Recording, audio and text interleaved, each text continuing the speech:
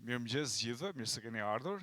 Jemi në një fazë shumë të rëndësishme të kampionatit kombëtar të debatit, sepse kemi arritur në fazat çerik finale me dy skuadra shumë të mira që kanë treguar një nivel të lartë të të argumentuarit, të të bërit debat dhe të të respektuarit formatit. Dhe kam shumë kënaqësinë ta ndaj këtë çerek finale të parë me shkollën 28 nëntori nga Shkodra dhe shkollën teknike ekonomike. Dua një duar tërkitje.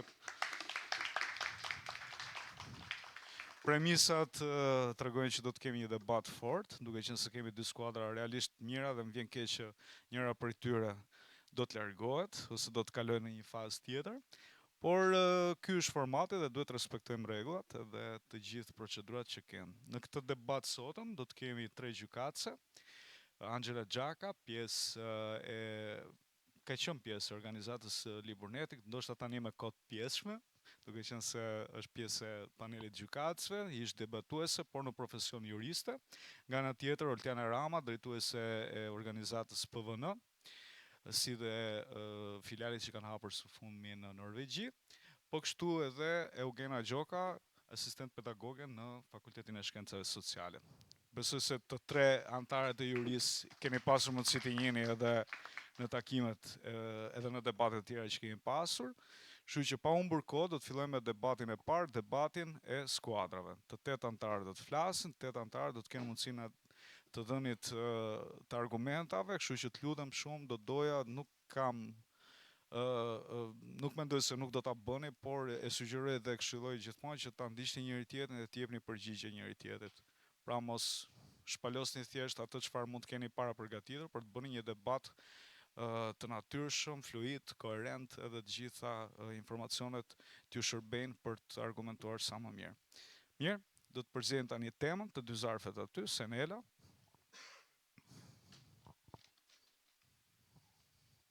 Po. Tradita duhet të ketë më shumë peshë se sa moderniteti në orientimin e individit dhe shoqërisë. Pra tema do të jetë, lutem ma kalo pak. Tradita duhet të ketë më shumë peshë se sa moderniteti në orientimin e individit dhe shoqërisë. Kjo është tema. E përsërisim edhe një herë, tradita duhet të ketë më shumë peshë se sa moderniteti në orientimin e individit dhe shoqërisë. Tani arbitri do të përzihet qëndrimin që do të mbajnë dy skuadrat.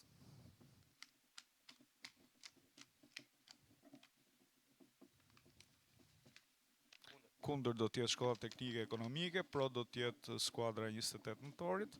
Nga ky moment keni 7 minuta kohë përgatitore.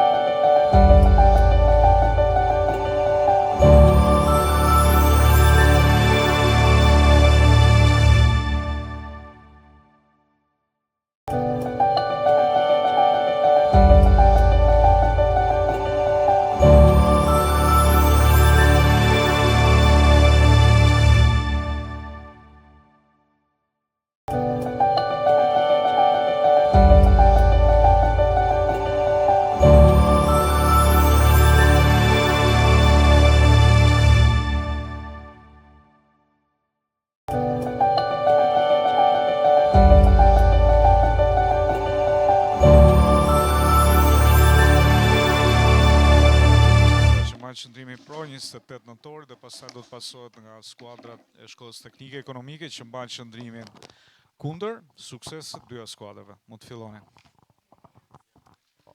Vazhdojmë? Atëherë. Përshëndetje, unë quhem Rejna Roj dhe skuadra jonë sot mbron qëndrimin që tradita duhet ketë më shumë pesh se sa moderniteti në orientimin e shoqërisë dhe individit. Kjo sepse mbrojtja e traditës pengon relativizimin total, e cila sjell në një situatë ku të gjitha mendimet shprehen të barabarta dhe të drejta. Dhe moderniteti krijon pikërisht ato baza morale dhe vlerë të përbashkëta, të cilat e mbajnë një shoqëri të bashkuar. Konfuci thoshte se një kom që mbron traditat e tij ruan edhe identitetin e vet. Dhe pikërisht një shoqëri e cila ndryshon vazhdimisht pa baza të qëndrueshme rrezikon të humbasë jo vetëm traditat apo zakonet, por edhe vetë idenë e asaj që mban të bashkuar. Sipas World Value Survey, në studim të bërë nga viti 2017 deri në vitin 2022, vendet ku familja, tradita dhe lidhja kombëtare kanë rol më të fortë, ka edhe nivele më të larta të besimit social. Ju mund të thoni se tradita në fakt pengon lirinë individuale dhe progresin, por në fakt, ai nuk e pengon ndryshimin, ajo thjesht krijon kufi që progresi të mos sjellë në humbje vlerash dhe identiteti. Faleminderit.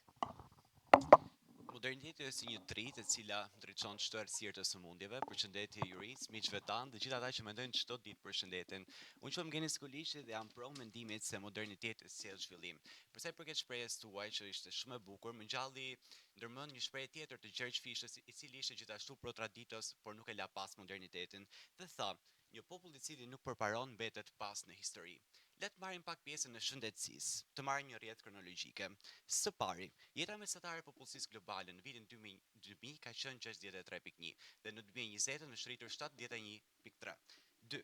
Vaksinimi shpëton çdo ditë dhe çdo minutë dhe vazhdon të shpëtojë 6 jetë. Dhe së treti, vaksinimi ka sjellë gjithashtu vdekshmëri më të ulët foshnjore dhe sëmundje infektive. Pra kemi 3 përfitime. Së pari, rritje e gjatësisë, së dyti, ulja e dhimbjeve që ne përjetojmë ndonjëherë në jetën e përditshme, dhe së treti, rritja e shanseve të jetesës. Faleminderit. Përshëndetje, quhem Senela, lidhur me atë që ju thotë, është vërtet se moderniteti sjell mjaft të mira, por nga ana tjetër ne nuk po mbrojmë qëndrimin se moderniteti nuk duhet ndodh. Përkundrazi, ne thjeshimi duke thënë se baza vjen nga tradita. Këtu duhet të shtojmë se faktikisht tradita jep edhe një farë orientimi moral, sepse përmes normave dhe vlerave që janë provuar me kohën, por nga ana tjetër edhe përmes ndjenjës së përgjithësisë dhe të përkatësisë. Është vërtet se ju mund të thoni se këto vlera ndoshta nuk përshtaten me realitetin bashkëkohor, por që është e vërteta, duhet që të ruajnë thelbin e tyre, dhe kjo më pas do të udhëzojë sjelljen shoqërore.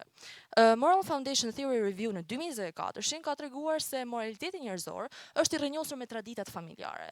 Edhe kjo ç'është e vërteta më vonë kalon edhe te shprehja e Burkes që thotë se shoqëritë janë një kontratë midis të vdekurve, të gjallëve dhe atyre që nuk kanë lindur ende.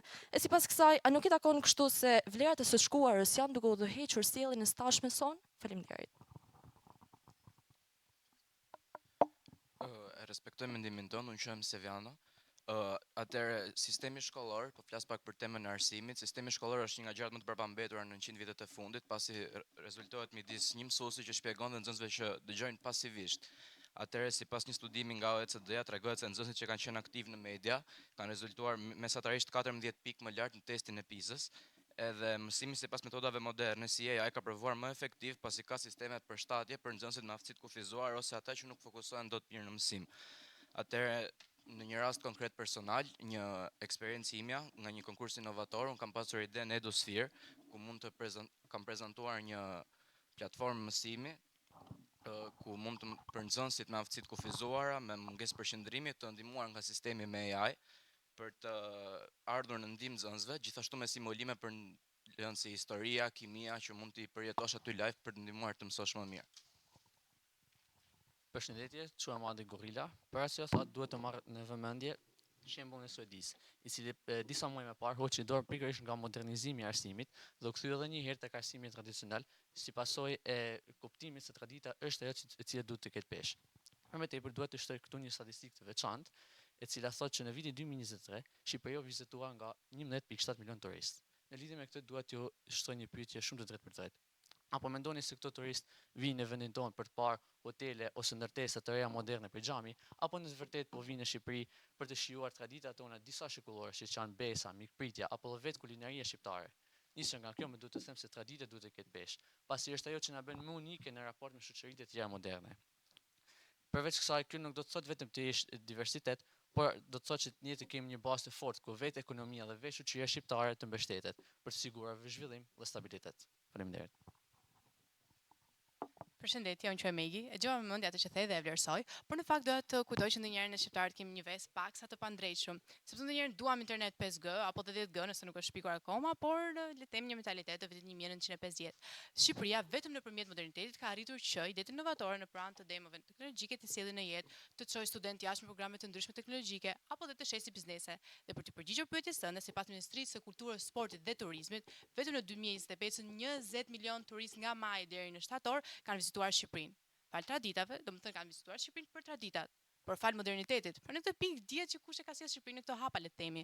Dhe në fundit ne vlerësojmë se vërtet i duam traditat, por ne mund t'i kemi të prekshme dhe turistë nga gjithë bota vetëm fal modernitetit. Dhe ai që shan modernitetin mund ta bëjë nga iPhone-i apo nga Samsungu për të mos nisur një luftë tjetër. Faleminderit.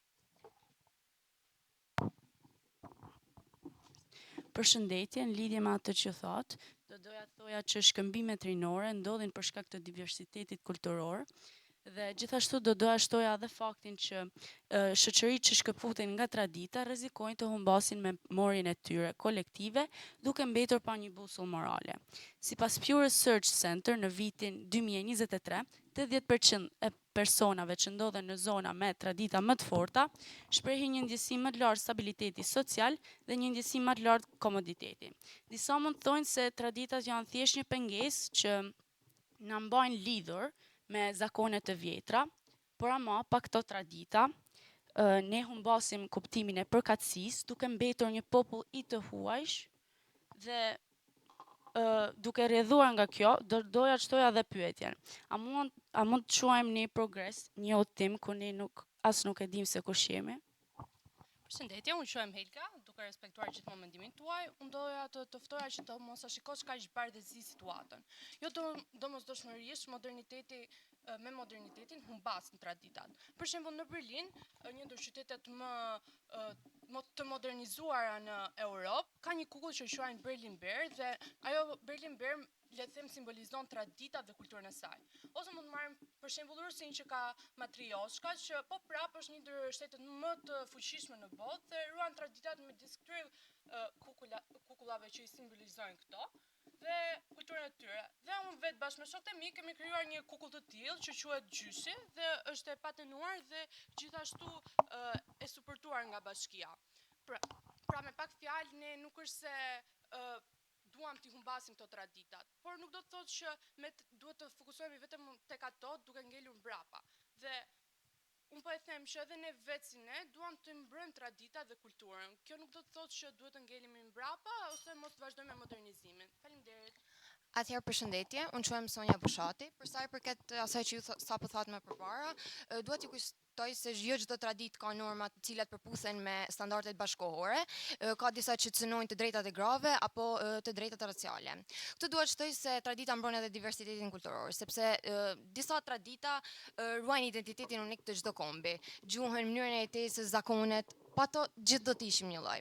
Së dyti, në ditët e sotme të rinjt po ndjekin të njëjtat trendet, të njëjtën kulturë globale, dal nga dal po shkëmbasin lidhjet me rrënjët e tyre. Pikërisht këto tradita vepron si një mekanizëm mbrojtës i cili ruan diversitetin kulturor. Pse na duhet ky diversitet kulturor? Sepse nxit përplasje idesh apo mentalitetesh, të cilat sjellin inovacion. Një shembull shumë konkret janë restorantet fusion, të cilat përzihen gatime tradicionale të kulturave të ndryshme dhe krijojnë diçka origjinale apo inovative. Pra, me gjithë të që ju thash, a nuk mendoni se tradita ushen zhvillimin?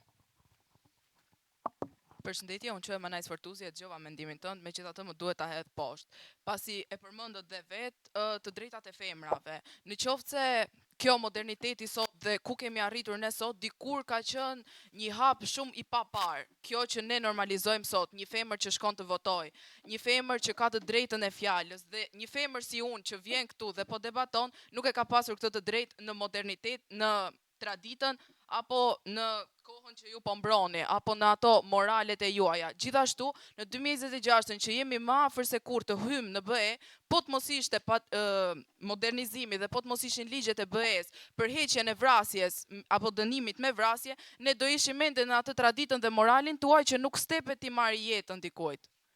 Faleminderit.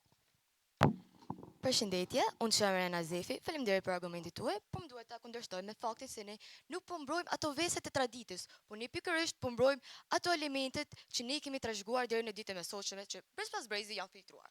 Po ashtu duhet të kapja edhe një temë tjetër, që është ekonomia. Sigurisht që mund të thoni që moderniteti e zhvillon ekonominë, por moderniteti ai cek këto zonat rrethinat, në vërtet jo, dhe pikërisht tradita është ajo që këto rrethina i mban ekonominë gjallë. Ne mund t'japim, s'kemi nevojë për statistika, mund t'japim vetëm shembull. Unë po marr Zogaj, që përsëri atë vazhdon tradita e qëndisjes së pëlhurës, po ashtu në Gjirokastër që është prodhimi i djathit, prodhimi i vajit të ullirit. Dhe mos përmendim edhe mbrizjen e zanave, që ishte vetëm një lokal i vogël, ishte një biznes familjar, por tani është një biznes lokal që po e mban të gjithë zonën e Fishtës aktive, duke vënë pikërisht në pak këto tradita si është edhe kulinaria. Sigurisht, moderniteti zhvillon ekonominë, por vetëm në qendra, dhe pikërisht tradita është ajo që e mban ekonominë në rrethana të gjallë. Faleminderit. Përshëndetje, unë jam Amantja, e respektoj mendimin tënd, por kam një çështje tjetër ndaj kësaj çështje. Traditat kanë rëndësinë e vet, nuk e mohoj. Por ne nuk mund të mbajmë kokën mbrapa. Nëse ne vazhdojmë të ngelemi pas, do të jemi të prapambetur krahasuar me shtetet e tjera. Modernizimi është ai shkak që ndihmon një shtet të ecë sipara. Pse? Nëpërmjet modernizimit, ne kemi mundësi të zhvillojmë infrastrukturën industriale, të rrisim ekonominë e vendit, si dhe të bëjmë një atraksion më i suksesshëm për turizmin. Nëse ne ngelimi mbrapa, vetëm në tradita ne quhemi fanatik. Me fanatik unë kuptoj që nuk lejojmë difuzionin në vendin tonë. Difuzioni është i rëndësishëm, sepse ne nuk do ta kishim si gjë, nuk do ekzistonte sushi tek tradita, tek vendi jon, nuk do të ekzistonte tiramisuja, sepse ne nuk do lejonim difuzionin. Dhe nuk duhet të ngelemi në stagnacion, të ngelemi në vend, por duhet të ecim përpara me modernizimin. Faleminderit.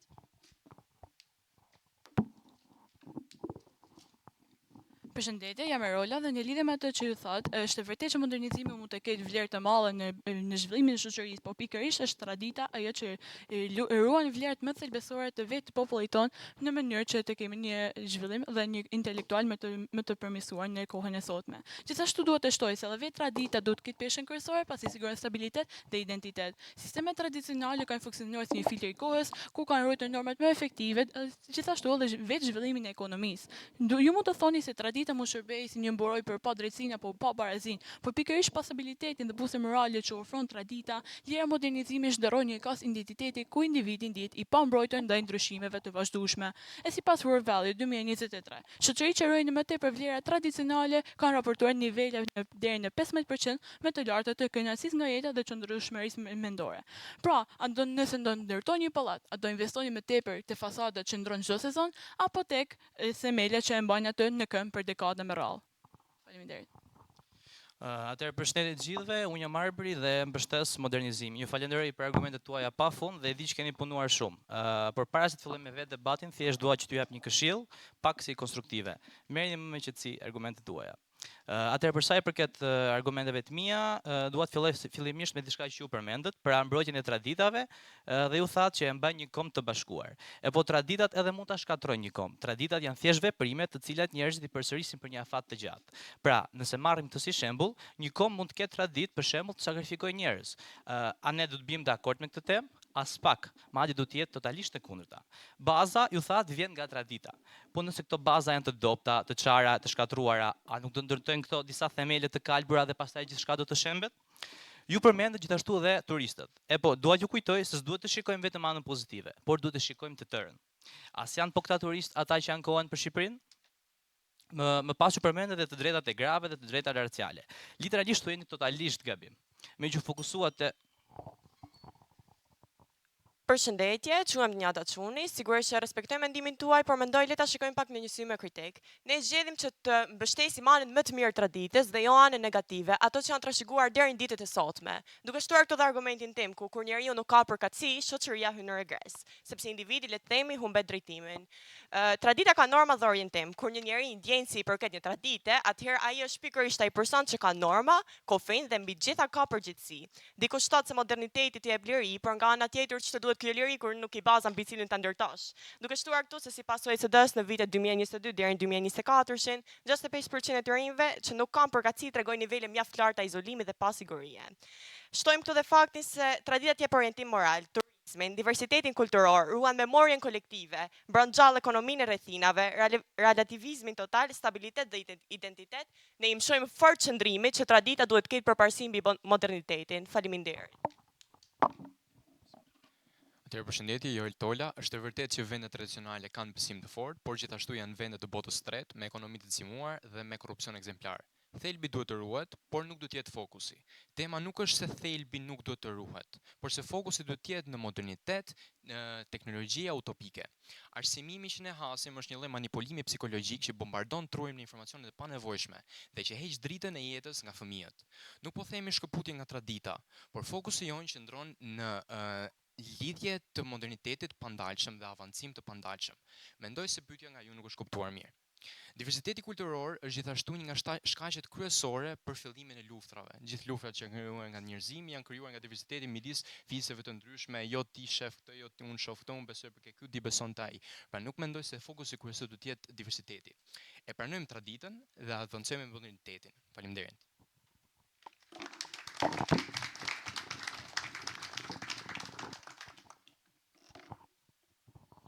Mirë, faleminderit. Ja dhe koha ka mbaruar. Uroj që ta keni shijuar debatin. Padyshim që vlerësimet do t'i marrim pak më vonë, ndaj do të vazhdojmë me debatin e liderave. Në këtë përballje do të kemi Arbrin edhe Senelën. Përsa i takon një prej temave që do të zbulojmë tani tek zarfat që janë aty. E ndihmoni Arbrin me një mikrofon, ju lutem. Angazhimi të rinjve në politikbërjen lokale është i domosdoshëm. Pra, angazhimi i të rinjve në politikbërjen lokale është i domosdoshëm. Kjo do të jetë tema. Senela zgjedh qëndrimin.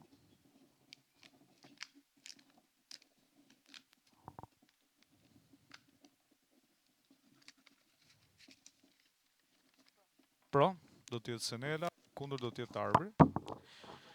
Keni 7 minuta kohë përgatitore.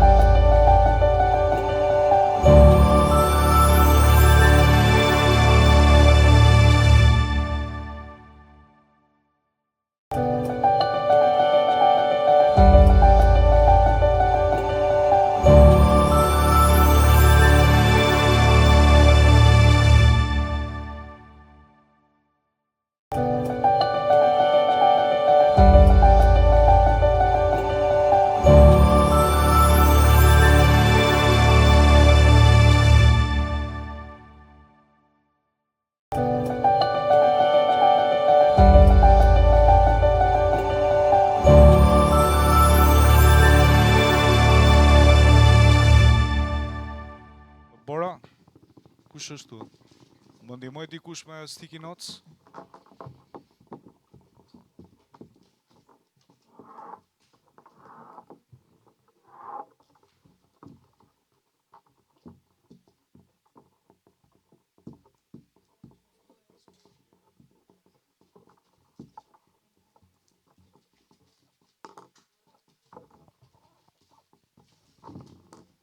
Okej, bëhemi gati. 4 ndërhyrje nga 2 minuta për secilin nga liderët. Do të filloj Senela që muaj qëndrimin pro dhe do të pasohet nga Arpri që muaj qëndrimin kundër. Sukses. Përshëndetje, lidhur me këtë temë unë do të përqendrimin se angazhimi të rinjve në politikë bërën lokale është justifikuar. Fillimisht do ta nis duke thënë se faktikisht të rinjt janë ato të cilët po fuqizojnë demokracinë sot e kësaj dite. Sepse sipas Enciklopedia Britanika, demokracia po kufizohet si ai sistem qeverisje ku pushteti buron nga populli edhe ushtrohet nga ai, qoftë në mënyrë të drejtpërdrejtë, qoftë në mënyrë të përfaqësuar. Edhe kjo faktikisht nënkupton që çfarë do lloj grupi do të thonë çfarë lloj grup moshe duhet që ta ketë të drejtën edhe që ta ngrisë zërin e vet për të marrë pjesë në këtë lloj vendimarrje, për të shprehur interesat e tij, për të treguar çfarë shqetësimesh kanë. Për më tepër edhe Interparliamentary Union në 2023 ka treguar se 2.8% e popullsisë së të rinjve nën moshën 18 vjeç faktikisht marrin pjesë në këtë lloj vendimarrje lokale në gjithë botën. Edhe nga ana tjetër këtu duhet shtojmë edhe se kjo lloj vendimarrje lokale përdoret në shumë vende të ndryshme, cilat këtu mund të përmendim Austrinë, Gjermaninë, Estoninë dhe Sloveninë, ku në këto 3 të fundit faktikisht është një lloj vendimarrje e cila bazohet lokale, ndërkohë që tek Austria vendimarrja mund të kalojë edhe një koncept kombëtar. Pra, duhet kemi parasysh se është pikërisht kjo lloj gjithë përfshirje në qytet, e cila do të çojë më vonë që të zhvillohet sa më shumë përsa edhe të rinjtë tij, për sa i përket vendimarrjes edhe për sa i përket drejtimit të shqetësimeve të ndryshme në institucionet më të larta.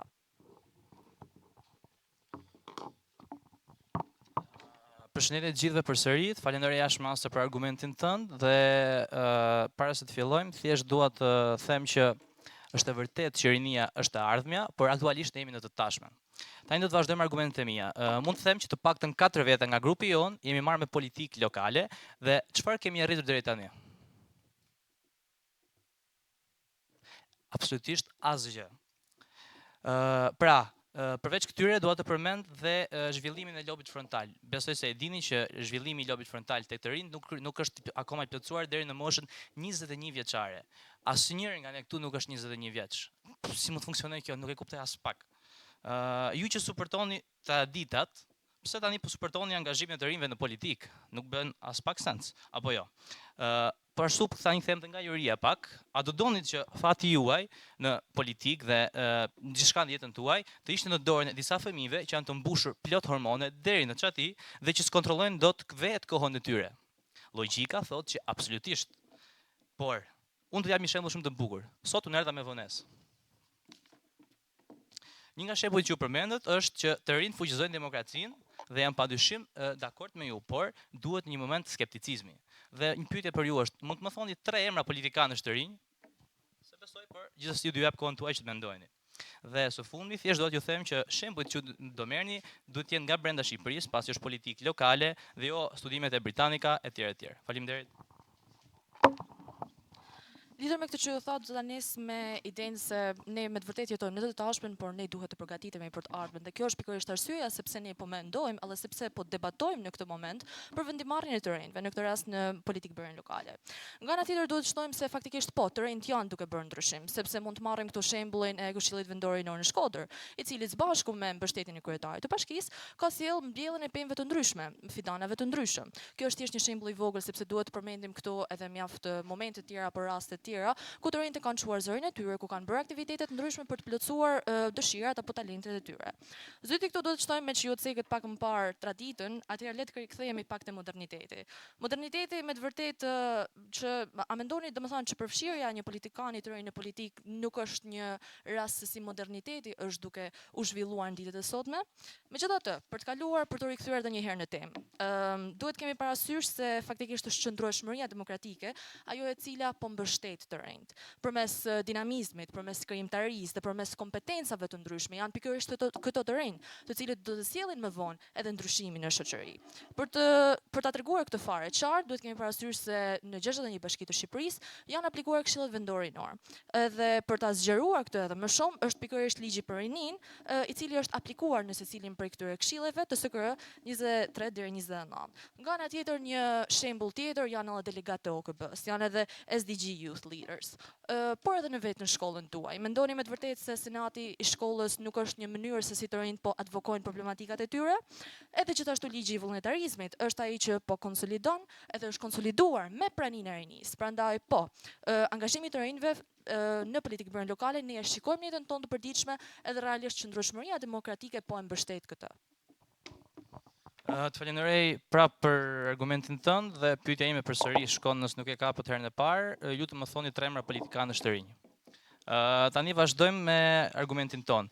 Faktikisht në shkollën tonë ne kemi një nismë shumë të lezetshme, e cila është një ditë mësues, pra një ditë në rolin e mësuesve tanë. Personalisht unë e kam provuar dhe mas gjithë ditës, masi kryem gjitha ato aktivitete, masi folim me nxënësit, masi plotësuam shumë ditare etj, mua më duk diçka shumë e lodhshme, më duk diçka shumë e madhe dhe diçka e papërshtatshme për momentin ku ndodhem tani. Dhe mendoj që kështu është për gjithë. Një shprehje e bukur nga autori i famshëm Marcus Aurelius thotë: nuk mund ta besojmë opinionin e 10.000 personave nëse asnjëri prej tyre nuk e kupton temën. Dhe besoj se ai ka shumë të drejtë. Pra, si mund t'i vendosim në politikë bërje, në vendimarrje këta të rinj, kur ata nuk dinë se çfarë bëjnë me kohën e tyre? Për sa i përket shprehjes që në cilin e nisa, që ne jetojmë në të tashmen, pra ardhmja është larg, dhe ju kundër përgjigjet thjesht dua t'ju them që kur të vjerë kjo ardhmja ne s'do jemi më të rinj. Po ashtu me sa di unë, asnjë vendimarrje brenda territorit shqiptar nuk lihet në dorë të rinjve, kështu që cili është kuptimi apo thjesht mbledhim disa këshille me të rinj, edhe vetëm t'i lejmë të bëjnë muhabet, dhe thonë, "Oh, ne do ndryshojmë këtë, do ndryshojmë atë", dhe vjen fundi ditës dhe vetëm thonë, "Po, ne folëm, ne i bëm gjithë gjërat teorikisht dhe në fund asgjë nuk arritëm." Pra, është thjesht një humbje kohe totale. Thjesht dua që t'ju them prap një këshill konstruktive, ju lutem mos flisni gjerësisht për botën, thjesht fokusojnë te Shqipëria. Dhe me bezi po pres të shoh tremrat e politikanëve që keni ardhur. Faleminderit. Atëherë tema e kësaj faktikisht nuk fokusohet vetëm te Shqipëria, megjithëse ne po marrim shembullin shqiptar për të qenë më koherent, por nga ana tjetër ja të përmend një emër të një politikani të ri. Këtu mund të përmendim Greta Thunberg. Greta Thunberg, e cila faktikisht ka ngritur zërin e saj për të advokuar për çështje të ndryshme, të cilat e kanë shqetësuar. Nga ana tjetër, me të vërtetë që të rinjt ne mund të shikojmë të cilët po fuqizohen ditët e sotme, sepse ka qenë një ndër aktivitetet e kohëve të fundit ku një i ri është lëshuar karrigja e kryetarit të bashkisë një ditë për këtë të ri, në mënyrë që ai të tregojë sa më mirë interesat e tij. Nga ana tjetër këtu duhet shtojmë se faktikisht janë këto të rinj të cilët duhet të marrin sa më shumë zë, edhe që ndoshta edhe janë duke e marrë, përmes mendimit kritik edhe përmes inovacionit që këto sjellin. Sepse që është e vërteta janë pikërisht kjo grup moshë e cila është më apasionuar që të sfidojë status quo të ndryshme. Edhe janë pikërisht këto lloj sfidimesh, të cilat më vonë do të sjellin një ndryshim të sistemit ton edhe një vazhdim për drejt përparimit. Westminster Foundation dhe qendresa qytetare në 2023 ka treguar se 10.8% e rinisë shqiptare faktikisht merret me vendimarrje dhe politikbërje lokale. Ju mund thoni me të vërtetë që kjo përqindje mund t'ju duket e vogël, por për një shtet si Shqipëria, me të vërtetë që është një përqindje e cila realisht është duke patur ndikim. Nga ana tjetër duhet kemi parasysh se edhe mbledhje të ndryshme me deputetët janë bërë së fundmi në Shkodër, ku ne kemi marrë pjesë dhe kemi advokuar për sa i përket interesave apo çështjeve që ne duam të ngrim. Edhe janë pikërisht këto deputet të cilët ndoshta në të ardhmen do t'i tregojnë këto çështje në parlament. Pra që është e vërteta, ne jemi duke e quar zërin ton. Edhe ajo që cekët ju pak më parë që ndoshta jemi ne të rinj. Po, është e vërtetë, sot jemi të rinj dhe sot po advokojmë fuqishëm për problematikat tona, por ndër të tjera ne duhet që të përpiqemi edhe më shumë për rinin që do të vijë në të ardhmen, që kjo lloj tradite të vazhdojë. Të falenderoj ashmase për argumentin dhe para se të fillojmë thjesht dua të them që 3 emrat akoma nuk janë përgjigjur, nuk e di se kur keni plan, por s'ka problem, kurdo që do shohini nuk është as pak problem. Dhe për sa i përket faktit dhe argumentet që u përmendet që nuk do të fokusohemi në politikën lokale, vetë tema është politika lokale, kështu që nuk e di se ku po i merrni shembujt, nejse. Thjesht dua të përmend që Greta përsëri nuk është as pak lokale, ka komplet lidhje me shtetet e tjera, por edhe nëse ne shohim nga këmbvështrimi juaj, pra arrim të bëjmë një me ju në këtë pikë dhe themi që po e përfshim si argument si fakt, prap ajo nuk përfshihet në asnjë vendimarrje asku në botë. Ajo thjesht ka disa followers në TikTok, në Instagram, në YouTube etj, bën ca video dhe thotë ne do ndryshojmë, edhe prap njerëzit e shohin edhe shkojnë në shtëpi dhe flenë gjumë. Kjo nuk bën as pak sens për mua, por gjithsesi. Një moment tjetër nga historia e Gretës është momenti kur ajo shkoi të mbështeste Palestinën me anë të një anije dhe ambërritën në Izrael. Cili ishte qëllimi? Qëllimi është për të protestuar, për të ndryshuar, për të alarmuar njerëzit dhe për që njerëzit në të vërtet politikanët që kanë fuqi të bëjnë një ndryshim. Kjo nuk ndodhi. Por çfarë ndodhi në të vërtet? Gretën e kapën dhe e kishte trajtuar në kamp, besoj keni parë videot, nuk dua të përmend tani etj, dhe çfarë u detyrua në fund që të bënte të tjerët. Njerëzit që kanë me të vërtet fuqinë e vendimarrje, shkuan dhe ta shpëtojnë. Pra Greta nuk miqës bëri asgjë, po i detyroi të tjerë të shkojnë ta shpëtonin. Kjo është komplet anormale, nuk e di. Dhe për sa i përket të gjithë shembujve dhe faktive që keni dhënë, janë totalisht jashtë lokalitetit shqiptar. Por prapë nuk i keni dhënë të plota, pas nuk kanë një datë fikse, nuk kanë një vit, nuk kanë një studim të plot, i thjesht jep një emër dhe kujtoni se është në rregull. Vjen keq, por kjo është e vërteta. Për ta nisur nga fundi, faktikisht shembuj që unë dash e kanë vitin e tyre, më vjen keq që nuk e kapët këtë gjë, e kanë vitin 2023 njëri, 2022 tjetër dhe i ceka kur lexova edhe këto shembuj. Nga ana tjetër duhet të cilësojmë këto, ndoshta nuk ra dakord nëse shikojmë nga pikëvështrimi juaj për sa i përket Greta Thunberg, por nga ana tjetër kemi Ala Piranishin, e cila është një bashkëmoshatare jone, e cila faktikisht është kryetare e bashkisë për të rinjt. Kjo është një shembull për jetën tonë reale. Nga ana tjetër mund të përmendim edhe Titi Koplikun, i cili është një ri në Shkodër që ka sjell impakt në Shkodër përmes thirrjes së të rinjve për të advokuar për çështje të ndryshme. Gjithashtu këtu duhet shtojmë diçka tjetër. Faktikisht janë këto të rinj të cilët janë liderët e së ardhmes sonë. Dhe kjo është edhe arsyeja sepse angazhimi i këtyre të rinjve në politikë brenda lokale është i domosdoshëm dhe është i justifikuar. Për të marrë edhe një shembull, është lëvizja studentore e dhjetorit të 90-s, e cila u drejtua nga të rinjt, u drejtua nga sfidimi i sistemit që ishte në atë kohë, edhe solli rrëzimin e atij sistemi dhe solli vendosjen e demokracisë në cilën ne sot e kësaj dite po jetojmë. Pra në fundit janë pikërisht këto të rinj të cilët duhet që të marrin zë, edhe që po e marrin, janë pikërisht këto të rinj të cilët po fuqizojnë demokracinë, që qëndrueshmëria demokratike këtyre po i sjell një mbështetje, që po ecin përpara me shoqërinë përmes mendimit kritik edhe përmes inovacionit të tyre, dhe në fundit janë edhe liderët e së ardhmes sonë. Prandaj unë vazhdoj që t'i qëndroj mendimit se angazhimi të rinjve në politikë brenda lokale është i domosdoshëm dhe është i justifikuar. Faleminderit.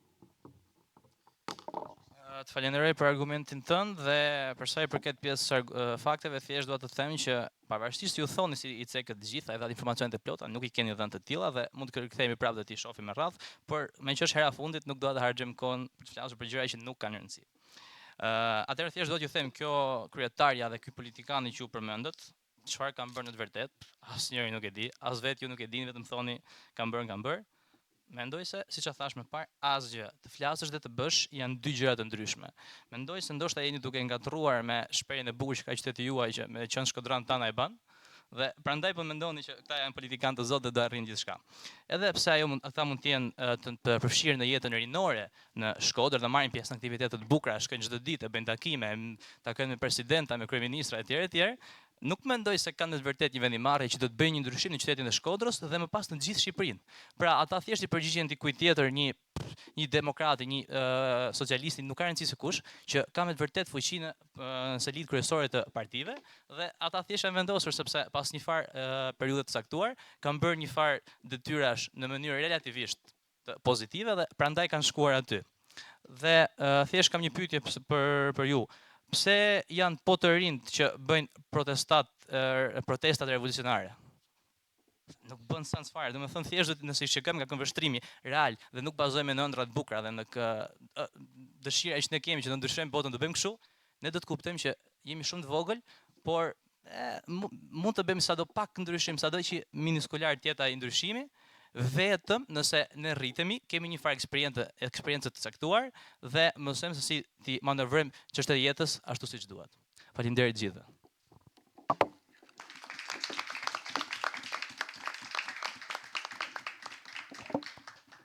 Mirë, faleminderit të dyja skuadrave, është momenti që juria të mblidhet, të bëj vlerësime dhe pas pak të mësojmë edhe gjysmë finalistët e parë.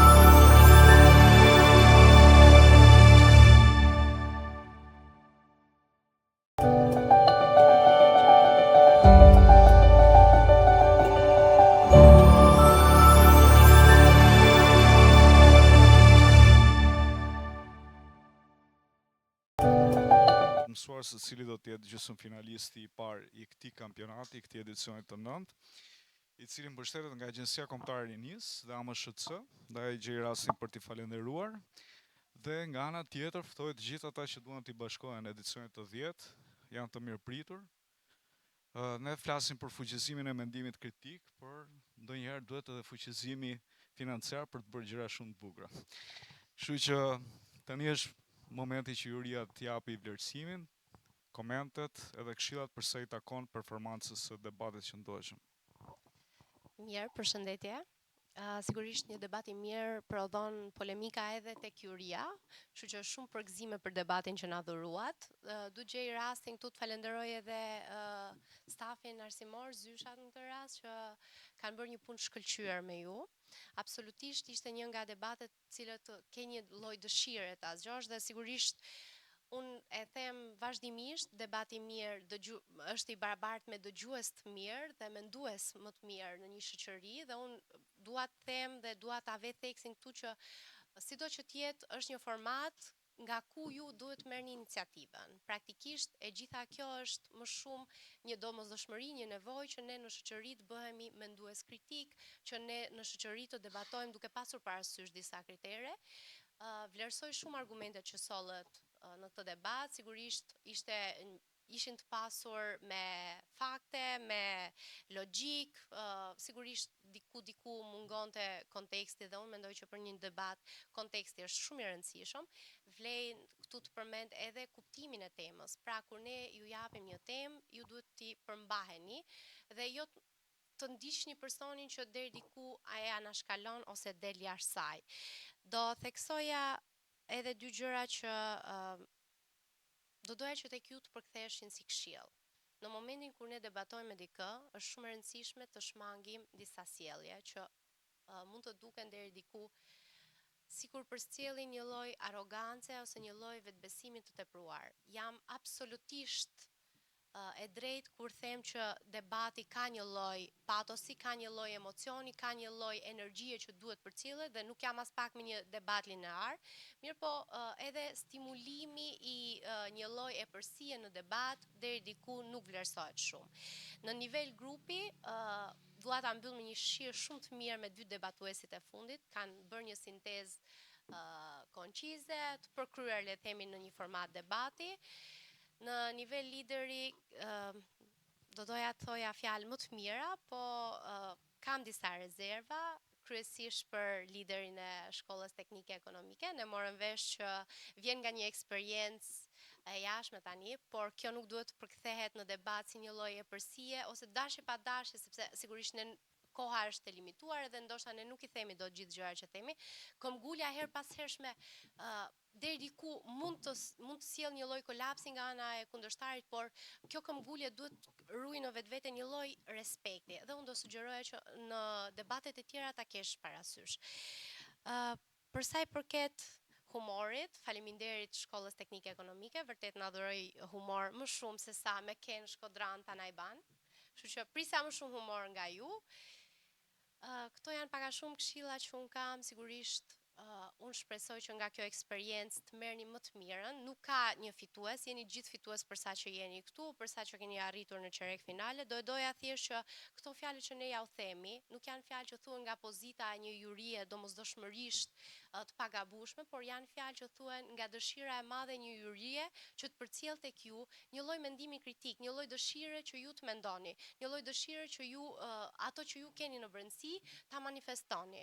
Kështu që unë mendoj që këto janë gjëra që vërtet vlejnë. Cila do shkollë që shkoj përpara, le ti marr këto këshilla dhe le të shkojë me një lloj vetbesimi më të madh në fazën tjetër. Shumë suksese. Përshëndetje të gjithëve. Ti the gjitha, kështu që na e lehtësove goxha punën. Unë gjithashtu dua t'ju përgëzoj për debatin shumë të mirë që keni sjell, për një kulturë, për një qytetari, për pjesën më të madhe për respekt që keni treguar për njëri tjetrin. Siç tha dhe Eugena, ju jeni fitues pavarësisht rezultateve që dalin, sepse keni vite që ju merrni pjesë në formate të tilla dhe shkollat tuaja gjithmonë kanë treguar një nivel shumë të lartë. Por dhe ju si individ treguat se keni një bagazh shumë të mirë dhe një nivel shumë të mirë qytetarie. Pjesët që u përmendën unë nuk dua t'i përsëris, por për ata që do kalojnë radhën tjetër, fokusi te tema është shumë i rëndësishëm. Në nivel grupi e harruat individin. Tema ishte në impaktin që ka te individi dhe kryesisht u morët me aspekte më të gjera shoqërore që patjetër prekin individin, por që nuk u fol në mënyrë të drejtë për drejtë se ku është thelbi.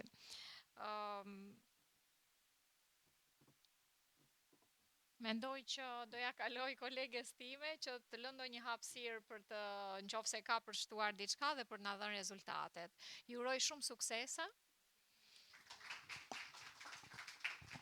Okej, se bashku do kemi pak sfarë punë, donë se unë e kam dhe me nxitim për të ikur, jeni aq të mirë sa do më mbani dhe pak më gjatë.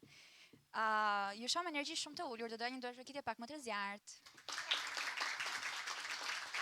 Që shkon e gjitha për ju dhe për mësueset, ishte një debat i cili realisht ishte kënaqësi për të ndjekur dhe gjithashtu dhe për të kritikuar.